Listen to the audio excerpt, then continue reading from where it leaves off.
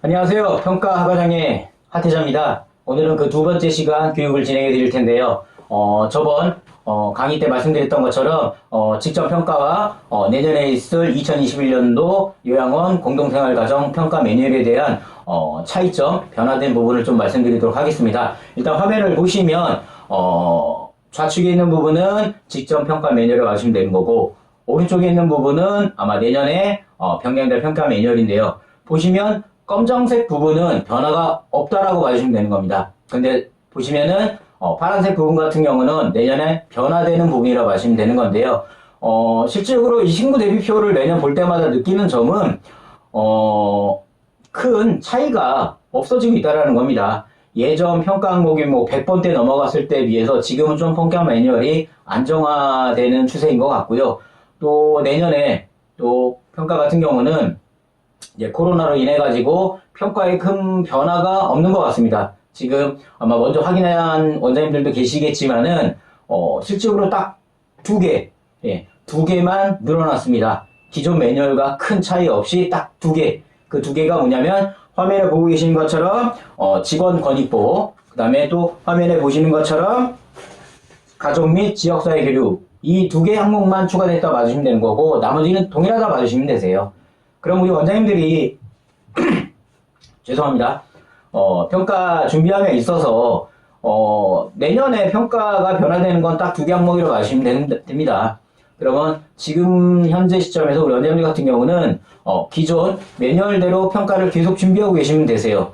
왜냐하면 평가라는 것은 지금 나온 거는 가 매뉴얼입니다. 내년에 1월에 또는 2월에 평가 최종 확정 매뉴얼이 뜨면 이걸부터 이 변화된 파란색 부분에 변화된 부분은 적용이 됩니다. 따라서 파란색 부분은 지금은 신경 쓰지 않으셔도 되고요. 검정색 부분에 대한 매뉴얼에 대해서는 기존처럼 준비를 하시면 된다라는 거, 이거 꼭 유념하시기 바랍니다.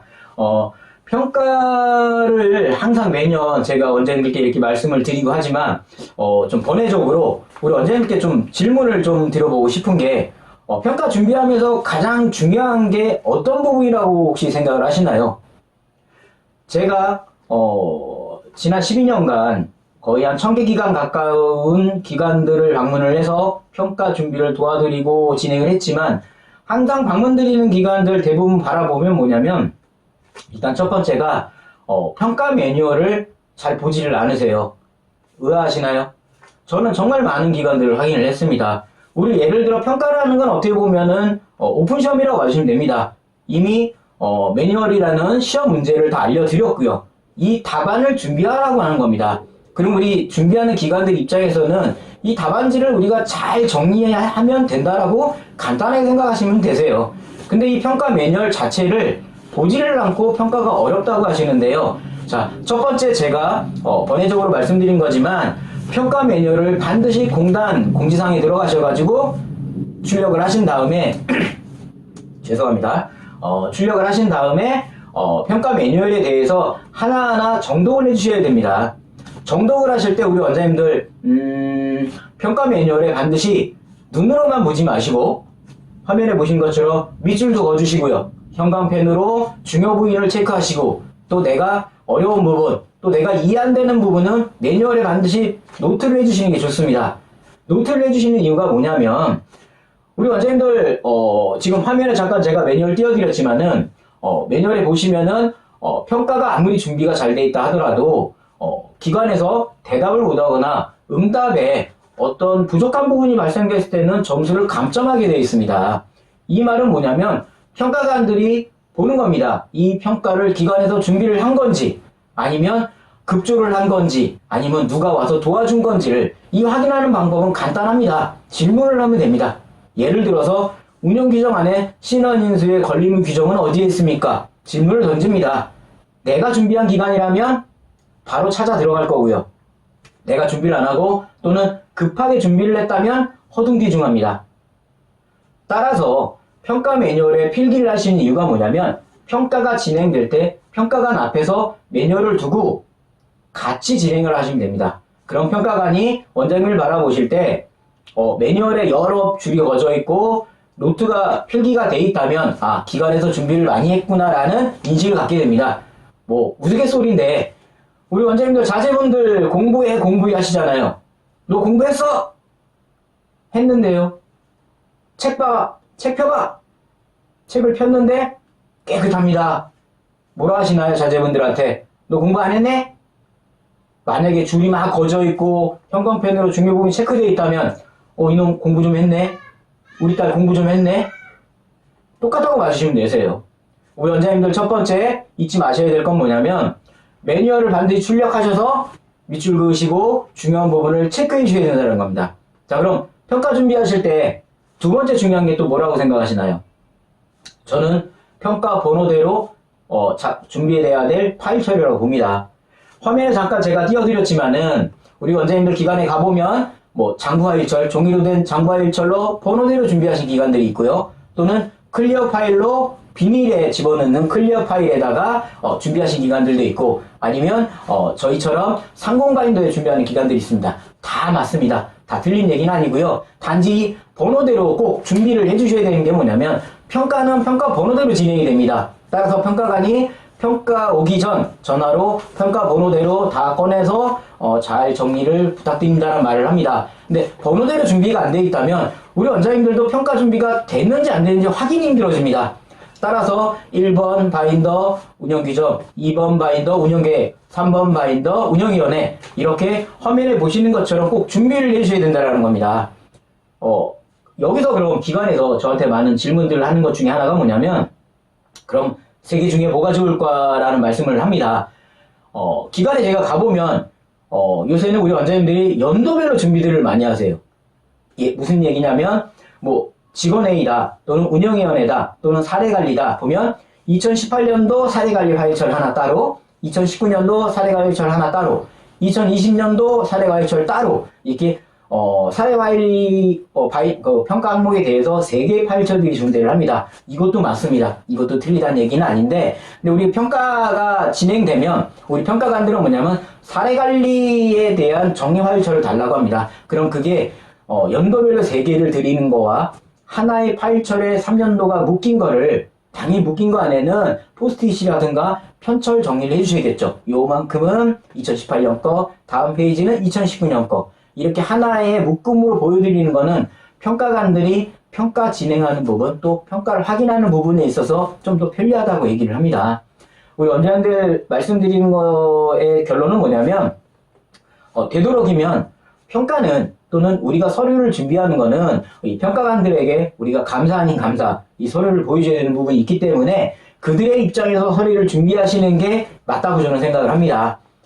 통상적으로 제가 좀 가장 추천하지 않는 건 클리어 파일입니다. 비닐에 넣어서 보관하는 건데요. 우리 원장님들 이것도 우스갯소리인데, 바인더나 파일 처리 넣으면 서류가 자꾸 구겨진다, 또는 서류가 낡고 좀 지저분해져서 나는 깔끔하게 비닐에 넣어서 이렇게 한다고 하시는데요. 반대로 평가관들이 질문합니다. 우리 서류 3년치를 평가관한테 보여주는 건데 3년치 자료가 깨끗합니다. 이게 좋은 걸까요?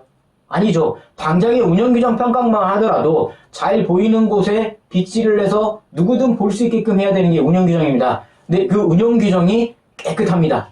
지금 출력했다는 얘기인가요? 평가관은 그렇게 바라봅니다. 우리 원장님들이 아셔야 될 게, 평가는 우리 원장님들 칭찬하러 오는 게 아닙니다. 하나라도 우리 원장님들 준비한 거에 대해서 지적을 하러 나오는 겁니다. 그러면 서류가 깔끔한 게 평가를 준비한 걸로 볼까요? 평가에 여기저기 줄도 거져 있고 구겨져 있고 좀 낡은 부분을 예전부터 준비한 게 볼까요? 원장님들 상상에 맡기겠습니다. 이 부분은 우리 원장님들 볼펜을 사례관리 회의라든가 이 서명을 받으실 때 우리 기관은 모나미 볼펜만 씁니다.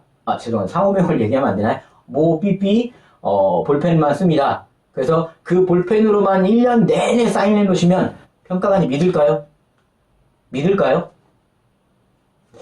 한번 확인해 보신다면 볼펜도 바꿔주시는 게 좋다라는 겁니다. 자, 첫 번째, 평가 매뉴얼을 반드시 읽으셔야 되고 출력도 하셔야 되고 중요한 거 체크하시는 거 잊지 마시고요.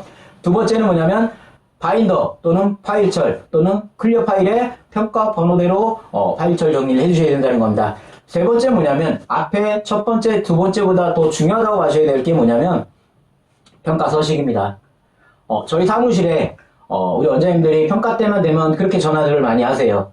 그러면서 뭐 교육에 대한 부분도 문의하시고 뭐 동영상 강의도 문의하시고 또 기관에 들어와서 평가를 도와달라는 부분도 얘기를 많이 하시는데 그럼 제가 항상 반문에 여쭤봅니다. 평가 서식은 갖고 계시는지. 그럼 우리 원장님들 대부분이 평가 서식은 다 갖고 있다고 얘기를 하세요. 그럼 제가 질문을 합니다. 그 평가 서식 어디에서 받으셨는지, 언제적 서식인 건지, 믿을 만한 서식인지를 물어봅니다. 그럼 우리 원장님들 믿을 수 있는 데다, 정확하다. 그럼 제가 그 기관명을 듣고 공단 사이트 들어가서 직접 평가 등급을 확인을 하면 등급이 높지는 않습니다. 지금 말씀드린 세 번째 평가 서식은 뭐냐면 가장 중요합니다. 이 평가 서식이 매뉴얼에 정확히 맞아야 됩니다. 간단한 사례를 말씀을 드리면 어떤 기관에서 사례 관리를 정말 제가 봐도 월등하게 잘 해놨습니다. 막 한 어르신 수급자를 선정을 해가지고 선정 방법, 회의 내용, 회의 결과, 한 달 안에 사례 관리 계획을 반영한 부분 한 4-5장 정도로 해가지고 정말 깨알 같은 글씨로 잘 준비를 했습니다. 근데 평가에서 감점을 맞습니다. 이유가 뭘까요? 평가 매뉴얼 부분에 하나가 빠진 겁니다. 이게 하나라도 빠지면 안 되는 겁니다. 평가에선 점수를 안 드려요. 따라서 우리 원장님들이 평가 서식만큼 제일 먼저 정확한 서식을 얻으셔야 됩니다. 그럼 그 서식을 어디서 얻냐고요? 방법은 4가지가 있습니다. 첫 번째 뭐냐면 우리 원장님들 협회에 많이 가입들 하셨죠. 첫 번째 강의에 말씀드렸던 뭐 요양시설의 한노협이 됐든 재가기관의 한기업이 됐든 또는 정보나눔회가 됐든 지역협회가 됐든 협회에 가입하셔가지고 협회에서 맞는 서식을 사용하시면 되세요. 협회라는 존재 목적은 우리 회원 가입 기관들에게 정확한 운영에 대한 노하우를 안내해드리고 정확한 평가를 안내해드리는 것도 하나의 존재 이유입니다. 따라서 협회에서 맞는 서식을 사용하시면 됩니다. 두 번째는 뭐냐면 추천드리진 않지만 내가 직접 만드는 겁니다. 평가 매뉴얼 보시고 하나하나 내가 직접 다 만드시는 겁니다. 추천드리진 않습니다. 우스갯소리로 정말 큰 법인에 제가 가가지고 운영규정을 직접 만드셨네요 그랬더니 법인에 포스가 있다 보니까 직접 만들었다 그럽니다. 근데 그 운영규정 제 거였습니다. 민망하실까봐 얘기 못 드렸지만은 어떠한 기관도 물론 정말 만드는 기관은 있겠죠. 극소수입니다. 또 저는 비효율로 봅니다. 요새 얼마나 많은 평가 서식들이 퍼져 있고 또 얼마나 많은 협회들에서 서식을 나눠주고 있는 상황에 내가 그걸 하나하나 만든다는 건 정말 추천해드리진 않습니다. 그 시간에 차라리 어르신들 서비스를 더 정석화해 주시는 게 맞다고 봅니다. 세 번째 평가 서식을 얻을 수 있는 방법은 뭐냐면 저희 같은 업체에 비용을 들여서 구매하시면 됩니다. 뭐 저희 같은 LTC원이라는 회사가 있고 또 여러 회사들 또 프로그램 업체들이 있습니다. 이 업체나 회사에 얘기를 해서 구매하시면 되는데 단점은 돈이 들어갑니다. 당장 저희 회사에 전화하셔가지고 평가서식 구매한다고 하시면 10만 원의 비용이 들어갑니다. 정확한 부분도 좋지만 비용이 들어간다라는 거, 이 부분은 좀 단점이라고 봐주시면 되겠고요. 네 번째 방법, 가장 추천드린 방법은 뭐냐면 저희 평가과장 채널 구독 눌러주시면 됩니다. 아까 첫 번째 강의에서 말씀드린 것처럼 선착순 1000명까지는 저희가 캡처해가지고 저희 카페에 올리신 기관들은 1000명이 도달한 시점에 일괄적으로 이메일로 그 기관들에게 평가 서식을 무료로 보내드릴 예정입니다. 따라서 지금도 구독 안 누르신 분들은 구독 꼭 눌러주셔가지고 선착순 1000명에 들으셔가지고 서식을 무료로 받으시면 이 방법이 가장 제가 추천드린 부분입니다. 오늘 원래 강의 주제는 직접 평가와 내년도 있을 평가에 대한 변화된 부분 신구 대비표입니다. 근데 신구 대비표로는 말씀드릴 게 아까 말씀드린 것처럼 2가지 변화된 거, 또 변화되지 않은 부분은 기존 매뉴얼대로 내년 평가 확정될 때까지 준비하시라는 거, 2가지 부분은 확정된 매뉴얼이 발표되고 다음 달부터 하시면 된다라는 거, 이거 잊지 마시고요. 그 다음 번외적으로 말씀드렸던 매뉴얼을 출력해서 준비하셔야 되는 거, 번호대로 평가 바인더라든가 평가 회의서를 준비하셔야 된다라는 거, 그 다음 정확한 평가 서식을 얻으셔야 된다라는 거, 이 부분을 꼭 잊지 않고 평가를 준비하시면 될 것 같으세요. 오늘 강의는 저번보다는 좀 더 편안하고 목소리에 힘도 들어가고 원래 제 스타일대로 조금씩 돌아오는 것 같은데 오늘 좀 한 명을 소개해 드릴 부분이 있는 게 뭐냐면 저희 회사에 김대리라고 있습니다. 뭐 자기 말로는 친절한 김대리 막 하는데 제가 볼 땐 되게 까칠한 부분이 있는데 우리 김대리가 저 앞에 있습니다. 김대리가 해야 될 역할이 있습니다. 우리 원장님들이 동영상을 보시고 동영상 내에 궁금하신 부분은 동영상에 댓글을 달아주셔도 되는 거고요. 아니면 저희 카페에 들어오셔가지고 카페 질의응답에 질문을 남겨주시면 저희 김대리가 그 내용을 종합할 겁니다. 종합해가지고 저한테 전해주면 제가 일주일에 한 번 정도 시간을 따로 할애해가지고 질문에 대한 답변 영상을 올리려고 합니다. 그 부분들 활용하신다면 좋을 것 같습니다. 오늘 영상은 여기까지 지금 마무리를 하려고 하고요. 아마 다음 3강에서는 이제 12월 21일 날 공단 공지사항에 올려졌던 가 매뉴얼입니다. 정확한 매뉴얼은 내년에 이제 확정 발표가 되겠지만 가 매뉴얼에 대해서 설명을 드리려고 합니다. 실질적으로 가 매뉴얼이 변화된 적은 전 거의 못 봤습니다. 뭐 말은 가 매뉴얼을 발표를 하고 개선 기간을 부여하면서 개선 의견을 보내주십시오라고 하는데 개선된 적을 거의 못 본 것 같습니다. 가 매뉴얼대로 해가지고 다음 평가 3강부터는 이제 평가 번호대로 1번 운영규정 설명드릴 거고요. 2번 운영계획서 설명드릴 거고요. 3번 운영위원회 번호대로 설명을 드리도록 하겠습니다. 오늘 강의는 여기까지 마치도록 할 거고요. 다음 강의는 좀 더 실속 있는 강의로 찾아뵙도록 하겠습니다. 감사합니다.